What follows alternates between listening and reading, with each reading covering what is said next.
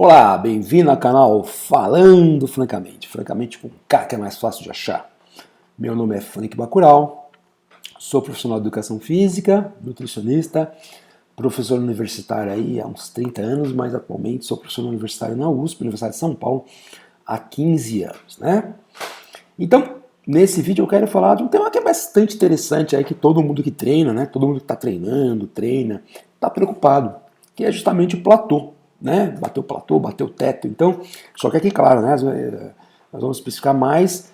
A ideia do artigo é para o treinamento de força. Então, o platô no crescimento muscular com o treinamento de força, uma exploração dos possíveis mecanismos. Então, como o título diz, é isso, né? Eles tentam explorar aí do porquê desse platô, o que estaria causando, tá? Então, lá na introdução, ele vai falando algumas coisas aí para situar, eles vão falando alguma coisa para nos situar aí no problema, né, no tópico. Então, eles falam que, por exemplo, tradicionalmente a hipertrofia é considerada um processo lento de ganho de massa de força, né, um processo. Então, tradicionalmente a hipertrofia é considerada um processo lento relacionado ao ganho de força. Então, quer dizer, primeiro, aquela ideia que a gente tem lá em todo o livro, tem livro de Macar, né, quando você começaria a treinar o treinamento de força, você tem um ganho neural. A partir de um certo ponto, esses ganhos de força adicionais relativamente passam a ser mais de crescimento muscular ou de hipertrofia do que neural.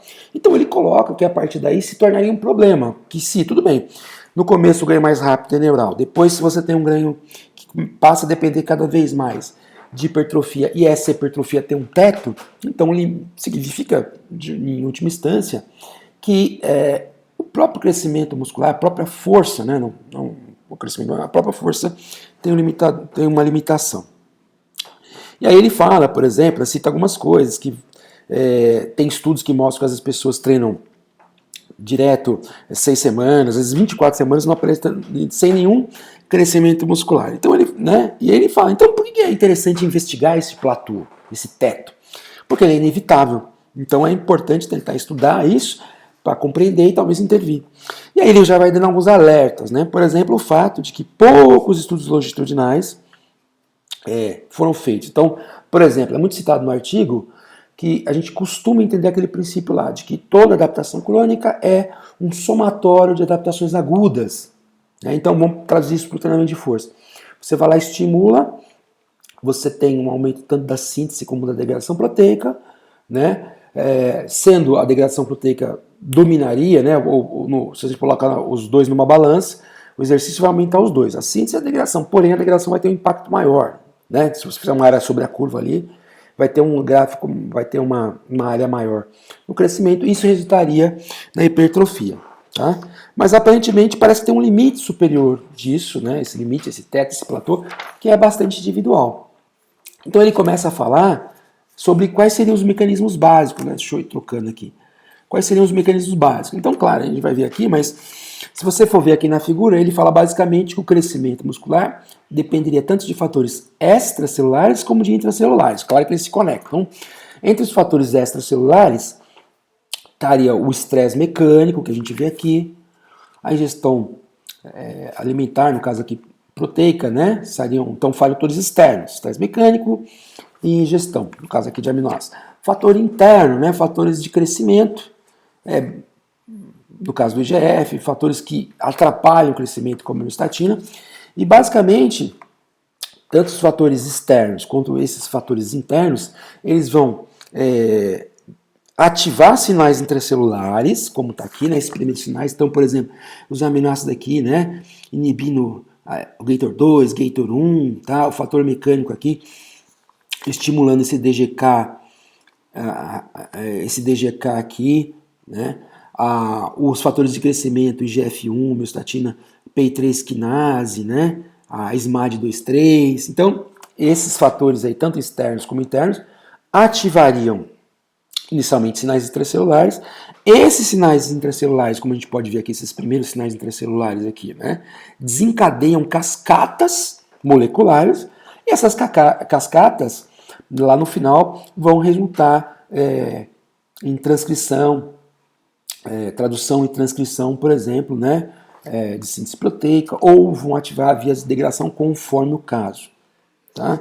Então, É o que a gente estava falando aí, né? Então, no nível molecular, a síntese proteica vai estar relacionada a isso. Essas cascatas aqui, ele fala de degradação, mas ele fala mais de síntese, porque, como falei, né? Quando você coloca os dois na balança em resposta, seja ao estímulo externo e interno, acredita-se que a hipertrofia tenha muito mais a ver com o fato dos fatores de síntese proteica predominarem em relação à degradação proteica, embora eles façam um aviso aqui, que os fatores de degradação proteica também não são tão estudados, tá? Aí ele fala de alguns mecanismos que são os mais conhecidos, né, como o complexo da mTOR, que é composto pela mTOR, né, a mTORC1, a mTORC2, né, que são inibidos lá pela rapamicina, embora ele diga que aí a mTOR2 tem alguns fatores relacionados aí com o desenvolvimento do músculo, a gente acredita que a mTOR1 é o principal fator da síntese proteica, tá? Que ela vai, então ele comenta que a mTOR1 vai ativar essas quinases aqui, ó, pós, né, downstream, abaixo da cascata, né? Essa P70S6K1 quinase, o fator aqui 4EB1, que vão gerando outros fatores, vão ativando outros elementos, como numa cascatinha de dominó, né, no efeito dominó, até chegar na síntese proteica, tá?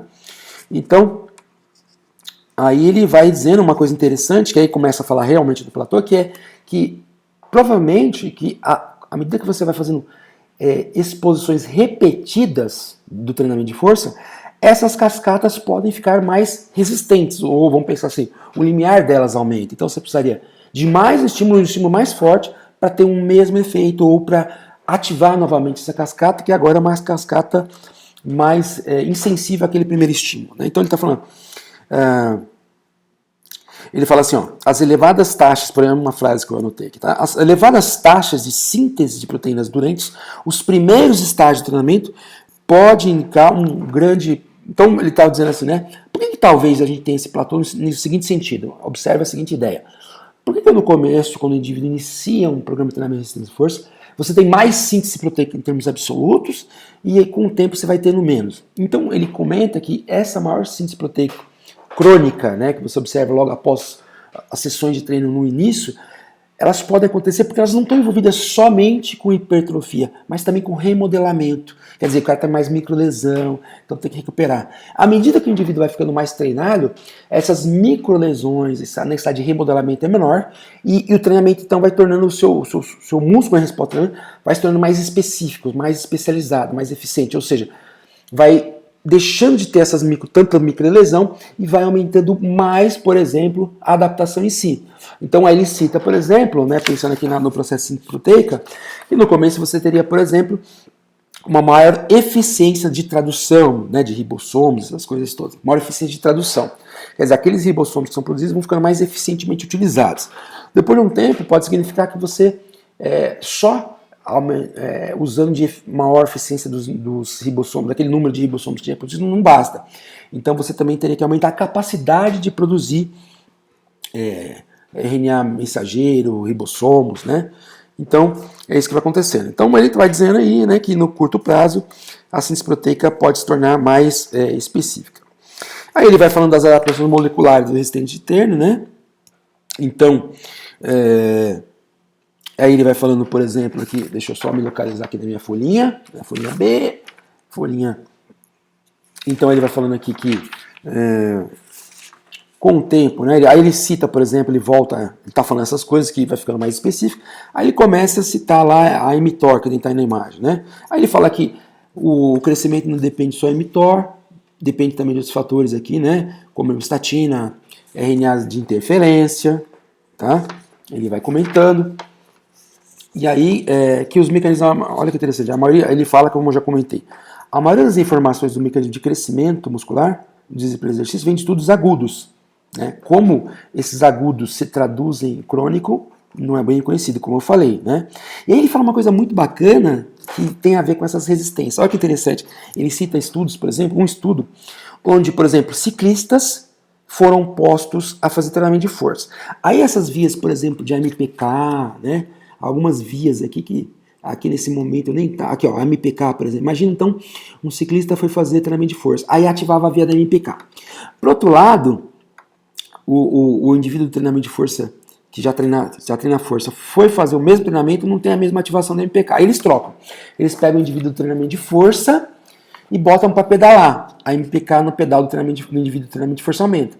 E bota o ciclista para pedalar, não tem totalmente de MPK. Então ele está dizendo que o treinamento habitual pode atenuar as vias de resposta adaptativa específicas. Né? Então aí a ideia é que a gente sempre tem de quebrar o estímulo, mudar o estímulo. Tá? Então, e ele fala que esses marcadores anabólicos, eles podem, quando você vai tentar quantificar para ver se você está tendo resposta ou não, que eles podem ser, a responsividade deles pode ser modificada, por exemplo, é o que a gente faz, manipulando as variáveis de treinamento, intensidade, duração, etc, etc, ou quando você, por exemplo, para de treinar e depois de alguns dias volta a treinar, tá? Então ele está dizendo aí que, provavelmente, como é que eu vou lidar, né? Ele está estudando, mas como é que eu vou lidar com o fato de que, à medida que eu vou treinando, todos esses fatores que estão envolvidos com síntese, com degradação, com a forma que a síntese proteica ocorra, por exemplo, eles vão tornando mais resistentes. Né? Então, é como se eu não quebrasse mais a homeostase. Então, quando a gente entende esse princípio aí do indivíduo que foi lá, ciclista, faz treinamento de força, tem um certo marcador de anabolismo ou de catabolismo aumentado. Né? Ele não está especializado naquilo. E vice-versa, quando você pega um cara de força da musculação e bota para pedalar, ele tem um aumento no marcador em questão, enquanto o ciclista não tem. Então daí a ideia que a gente tem de tentar quebrar o treinamento, variar o treinamento, parar de treinar, alterar, ou seja, né? E aí ele vai dizer, né, uma coisa interessante, que é importante também que eu marquei, é que se de fato essas coisas vão acontecendo, ou seja, as vias de adaptação vão ficando mais resistentes com o tempo, né, as vias moleculares. Então ele fala, ó, se indivíduos treinados têm taxa de proteica e degradação pós-treino atenuadas, ou seja, de novo, se indivíduos treinados, agora em força, tá? Tem taxa de síntese e degradação de pós-treino atenuadas, provavelmente, em termos relativos, a questão nutricional vai ficando mais importante. Então a ideia de aqueles 30, 40 gramas de proteína pós-treino, sei lá, leucina, vão ficando relativamente mais importantes, porque a capacidade do estresse mecânico estimular as vias vai ficando menor em função da resistência dessas vias. Então ele relata a importância desse fator. Aí já terminando, né? Ele vai falando algumas coisas que são interessantes, deixa eu ver aqui. Ele vai falar algumas coisas que são interessantes, do fato que, por exemplo, a célula tem mecanismos de controle do tamanho dela. Então, claro, síntese de hidratação, hipertrofia, mas provavelmente tem um limite, assim. Você não vê o fígado de uma pessoa em condições saudáveis, simplesmente crescendo, assim como o cérebro, assim como qualquer outra parte, né? Quer dizer, você tem ali provavelmente marcadores. Então, apesar de você ter célula satélite, todas aquelas coisas, você pode ter um freio molecular, tá? Tem um freio molecular. Então, repara lá, vamos só para a gente ver onde a gente está. Eu tenho o treinamento, a gente observa que com o treinamento esse crescimento, o crescimento muscular vai ficando mais difícil, né? Quanto mais treinado, menos treinável. Em termos moleculares, isso pode estar acontecendo que tantas vias de degradação de síntese, à medida que eu vou treinando, elas se abalam menos. Há uma desestruturação menor intracelular, de modo que você precisaria fazer alguma coisa, se o seu treino mudar, tornar ele mais intenso. Intenso quando eu digo como um todo, né, mexendo em todas as variáveis, o impacto fisiológico dele maior, para que você voltasse, ou até parar de treinar aquilo, modificar um pouco o seu treino, mudar ou parar simplesmente, depois voltar, para que a sua treinabilidade volte. Tá? E aí, essa figura no final aqui é interessante, que ele comenta que também que em algum tempo, então, ou seja, fora as vias de síntese e degradação que pode ficar resistente, os sinais intracelulares, a diminuição, a resistência a hormônios como IGF, testosterona, né? E ele vai falando que com o tempo você vai tendo um outro mecanismo que pode estar limitando o seu crescimento, que é justamente a resistência anabólica. Então ele vai dizendo, ó, você pode ter uma resistência anabólica com o tempo, e aí essa resistência anabólica ele discute com base no processo de envelhecimento. Então você vê aqui, ó, ele coloca, né, crescimento muscular, o início do treinamento de força, aí ele fala aqui mais ou menos no meio da vida, na meia idade, e à medida que o tempo vai passando, olha que você vê aqui, ó, que no começo, quando a pessoa começa a treinar, tem uma baixa resistência anabólica, tanto pela falta de adaptação, vamos imaginar que a pessoa comece cedo, jovem, e à medida que vai ficando mais velha, aumenta essa resistência anabólica. Ele coloca aqui, ó, que a gente já falou. Por que eu teria um teto de hipertrofia? Ó? Sinais anabólicos começam a ficar mais refratários, que a gente já falou.